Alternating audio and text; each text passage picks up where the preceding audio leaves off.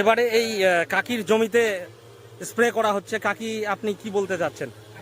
ভালোই না জিনিস আর কি, ভালো জিনিস। এগুলো কি আগে প্রথমে কখনো দেখেছেন? না, এর আগে দেখিনি, আজকে প্রথম দেখতেছেন? আজকে প্রথম। কুচবিহার কৃষি বিজ্ঞান কেন্দ্রের সহায়তায় আজকে আপনাদের এখানে ড্রোন এবং যা স্প্রের যে ওষুধগুলো লাগছে সমস্ত কিছু ফ্রিতে করিয়ে দেওয়া হচ্ছে ডেমনস্ট্রেশন হিসেবে। তো এতে আপনি খুশি তো? হ্যাঁ খুশি তো, খুশি। ভালো তো, এই মতন জিনিস দেখি নেই, আজকে নতুন করে আবিষ্কার দেখতেছি। যাই হোক, আগামী দিনে কৃষির এইভাবে আধুনিকীকরণ অর্থাৎ কৃষির সম্প্রসারণের সঙ্গে আমরা যুক্ত থাকতে পারছি, তো আমরা অনেক খুশি। ধন্যবাদ। ধন্যবাদ, খুশি।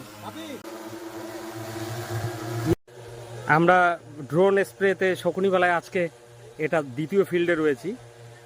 তো এই ফিল্ডে আমার সঙ্গে এখানকার স্থানীয় চাষি রয়েছে আজানুল হক।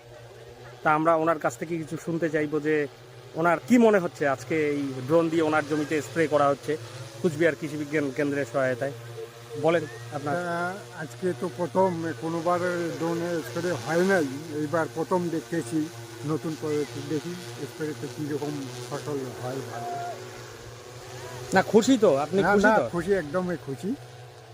দেখি এখন স্প্রে টোটালটাই কুচবিহার কৃষি বিজ্ঞান কেন্দ্রের সহায়তায় একদম সমস্ত এখানে ন্যানো ইউরিয়া, ন্যানো ডিএপি এবং সাগরিকা অর্থাৎ ভিটামিন বা অনুখাদ্য সমস্ত কিছু একসাথে এই ফিল্ডে একবারেই দেওয়া হচ্ছে।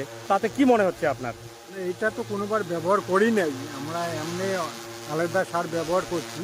তা দেখি এইটা এখন যে আপনাদের কেটে স্পেশালি করতেছে, তাতে আমরা তাতে খুশি। এখানে একসাথে সব দিক থেকে সুবিধায়, যেমন আমার 1 বস্তা ইউরিয়া তে যে পরিমাণ লাগে সেটা আমরা একটা বোতলের মধ্যে পেয়ে যাচ্ছি।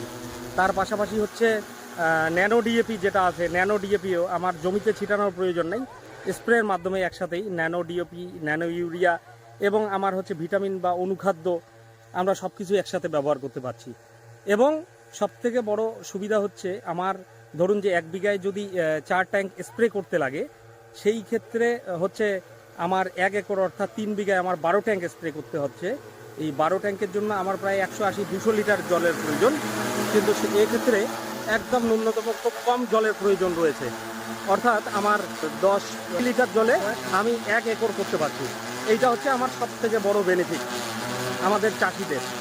তো যাই হোক, এবারে যেহেতু প্রথম আমাদের গ্রামে অর্থাৎ আমাদের এই শকুনিবালা গ্রামে আমরা আগামী দিনে এই ফিল্ডগুলো আমরা দেখতে পারবো যে এতে কেমন হচ্ছে স্প্রে।